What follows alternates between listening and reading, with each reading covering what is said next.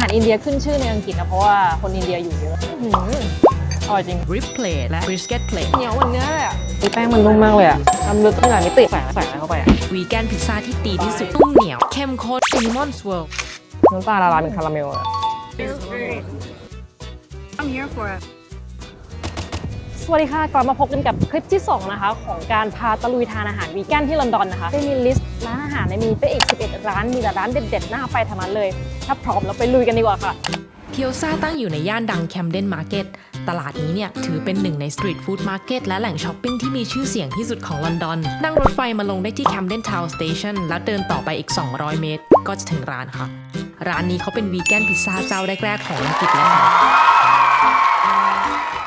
and this one very famous right ที่นี่มีความเป็นเอกลักษณ์ด้วยแป้งพิซซ่าที่ใช้ซาวโดเบรดหมักกว่า 24 ชั่วโมง แล้วใช้โพเลนต้าในการนวดแป้ง เพื่อทำให้เกิดความกรอบนอกที่ลงตัว Four to glass Wow. yeah No, do you guys have any allergy? not really No allergy? No, Yeah. เตาพิซซ่าเขาใหญ่อลังการมาก บรรยากาศร้านก็เป็นกันเอง และยังมีเซกชันวีแกนชีส เรามองแบร์เขาทำสวยมากเลยอ่ะ honestly tasty และของเล็กๆที่สามารถชอบกลับบ้านได้อีกด้วย มีนิวทีล่าโคโคนัทเนกต้าฮันนี่อัลเทอร์นาทีฟแสดงว่ามันเป็นวีแกนหรอ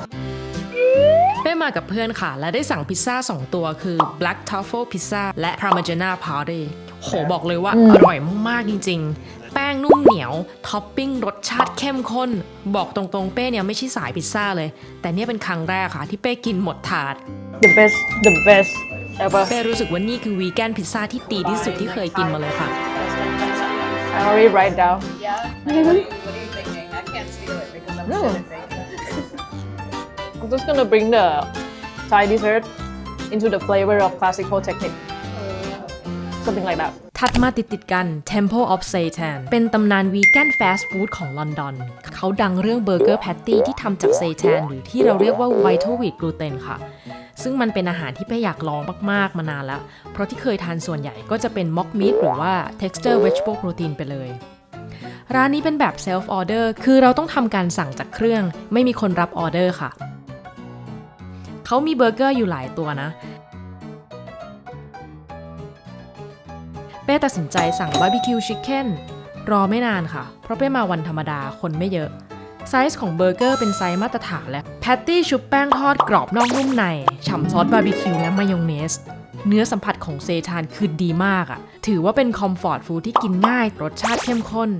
เป้ชอบตรงที่ texture ของเซทานมันใกล้เคียงกับไก่ทอดจริงๆ นานๆได้กินแบบนี้ก็อร่อยดีค่ะ Wow. เดินลึกเข้าไปในแคมเดนมาร์เก็ตประมาณ 750 เมตร ก็จะถึงร้าน Meet the Vegan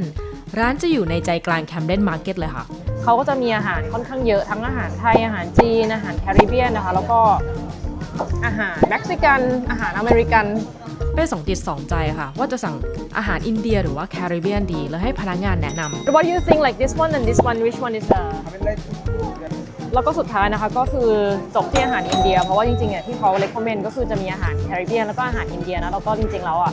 ดูจากคนที่ทำงานในร้านเนี้ยเป็นคนอินเดียเยอะไปว่าร้านอาหารนี้น่าจะทำอาหารอินเดียอร่อยอาหารอินเดียขึ้นชื่อในอังกฤษนะเพราะว่าคนอินเดียอยู่เยอะแล้วก็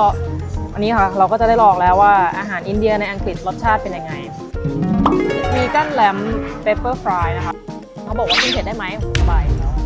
แล้วก็ตัวหนังเบรดนะคะปกติที่ทานก็จะหาเป็นวีแกนไม่ได้เพราะว่าจะโดนทานอยู่เนาะอันนี้ก็เป็นวีแกนหนังเบรด 11.9 ปอนด์กลิ่นดีมากเลย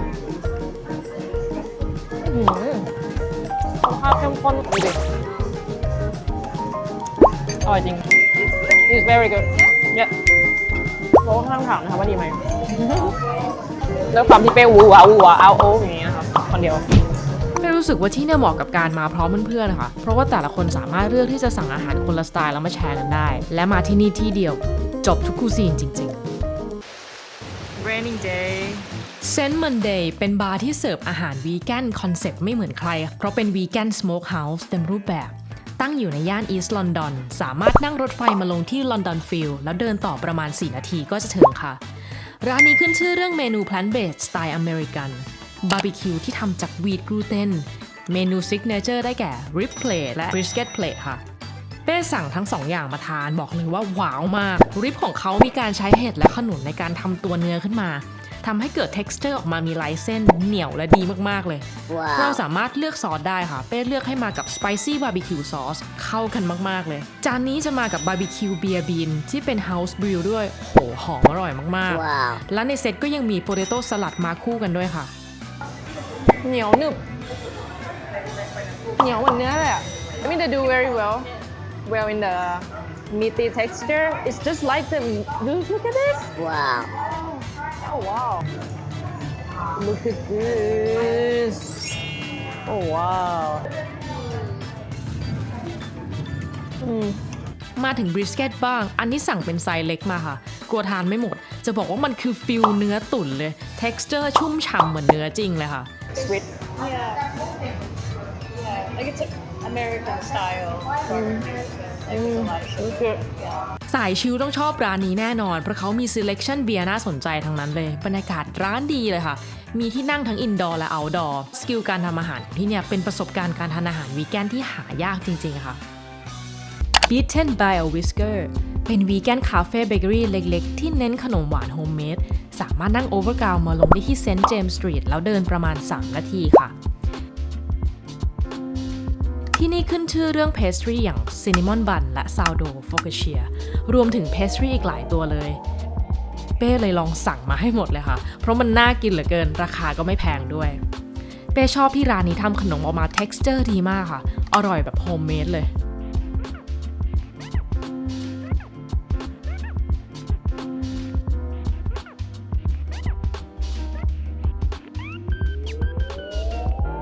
Beans Cafe เป็นร้านวีแกนคาเฟ่เบรคฟาสต์สไตล์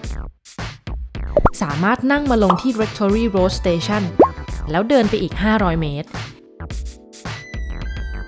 เมนูหลักคือ Toast Sandwich Bean Breakfast Scone และก็กาแฟค่ะ เป้ลองสั่ง Bean Breakfast มาทาน มีการใช้ฟองเต้าหู้เอามาทำสไตล์เบคอนคอมโพเนนต์ในจานอร่อยมากๆและคอมโพเนนต์อื่นคือซีซั่นได้ดีมากพอได้ลองแล้วก็ไม่ผิดหวังเลยจริงๆ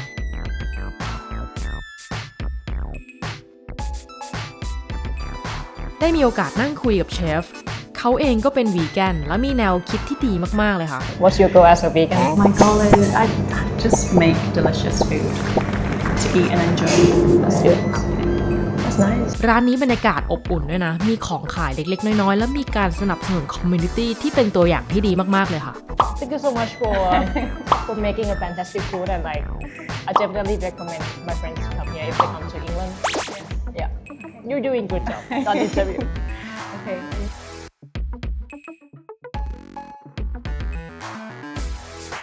เมทาโมวีแกนร้านอาหารเอธิโอเปียวีแกนที่อยู่ในตลาดบริกเลนสามารถนั่งมาลงที่ Aldgate East แล้วเดินต่อไปอีก 8 นาทีค่ะ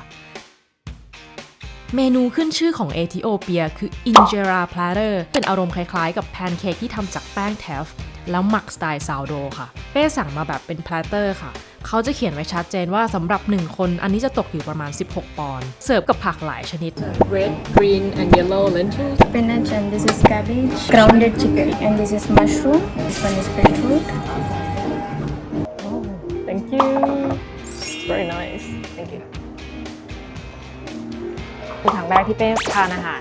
เอธิโอเปียนะคะเป้มาวันนี้เพราะว่าด้วยสีสันของมันที่มันน่ากินมากๆแล้วเขาก็ใช้โฮลฟู้ดค่อนข้างเยอะเข้ามาชิมดีกว่าว่าเป็นยังไงจริงๆแล้วเราควรจะใช้มือไหมต้องลองใช้มือด้วยโอ้ยแป้งมันนุ่มมากเลยอะแปลกเนาะไม่รู้มันกินยังไงนะคิดเอาเองแล้วกันเนาะก็คือเอาถั่วลูกไก่ทาเลนทิล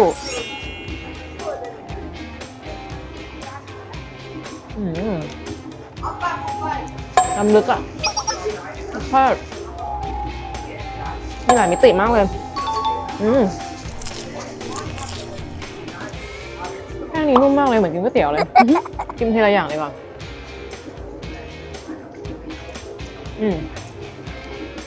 ถั่วลูกไก่อร่อยมากเลยนุ่มนวลใส่อะไรเข้าไปอ่ะอร่อยมากเขาต้มเลนทิลได้ดีมากเลยอ่ะเอาเดนเต้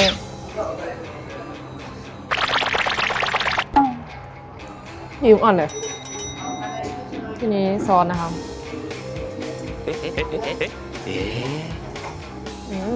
เผ็ดแล้วก็หอมพริก ส่วนตัวนี้ก็เค็มเขียวอร่อยว่ะหอมมากยืดอย่างนี้เลยนะเลิศเลยอ่ะขาวนะคะว้าวเด้งดึงดังเกินไปเที่ยวสามจะหายเลนทิว เป้รู้สึกว่านี่เป็นอีกหนึ่งในประสบการณ์ที่พาเราไปไกลถึงแอฟริกาผ่านอาหารพลันเบสที่ไม่เหมือนใคร ใครมาลอนดอนต้องแวะมาให้ได้นะคะ เดินถัดมาอีก 200 เมตรก็จะถึงร้าน Vegan Yes Vegan Yes เป็นร้านอาหารวีแกนเกาหลีอิตาเลียน ร้านนี้เจ้าของเป็นเชฟชาวอิตาเลียนที่แต่งงานกับเชฟชาวเกาหลีค่ะสุดยอดเลยไหมล่ะ แค่ที่มาก็รู้แล้วว่าอาหารต้องเด็ดแน่นอนพอมาถึงเขาจะเอาเมนูมาอธิบายให้ฟังว่ากิมจิโฮมเมดมีหลายแบบ เขาจะเอามาให้เราชิมว่าเราชอบแบบไหนค่ะโหสุดยอดเลยของ hospitality ที่นี่อะวันนี้เป้มากับเพื่อนหลายคนค่ะเลยได้สั่งอาหารหลายอย่าง Signature กิมจิเรนโบว์ที่มีกิมจิมาในจานถึง 5 แบบ รสชาติดีมากเข้มข้นกิมจิแบบรสชาติถึงเครื่องเลยอะท็อปโปนอกกี้นั่นก็คือต๊อกผสมกับนอกกี้นั่นเองค่ะซูชิทราเมซิโนหรือว่าซูชิแซนด์วิชค่ะที่ข้างในเป็นคอมบิเนชันของโปรตีนสตริปที่ทำมาจากเมล็ดทานตะวันเมล็ดฟักทองกิมจิมายองเนส Say something to the camera. very good There it is.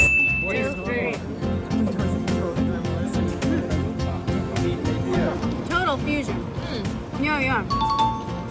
No, I'm here for it. ไว้ฟังกัสซาละเป็นเฟลเวอร์ของใบมิ้นท์มะนาวนะคะแล้วก็ซอยซอสผสมกันน่าสนใจมากๆเลยต่อด้วยกิมจิพาสต้าที่ผสมผสานกันระหว่างอิตาเลียนผัดกับกิมจิโฮมเมดได้อย่างลงตัวจบสวยงามที่ของหวานอย่างช็อกโกแลตโอนิกิริค่ะดีงามมากๆจริงๆเข้มข้นช็อกโกแลตแล้วก็ตัวข้าวที่มีความนึกเป็นขนมที่แปลกที่ไม่เคยทานมาก่อนเลยค่ะ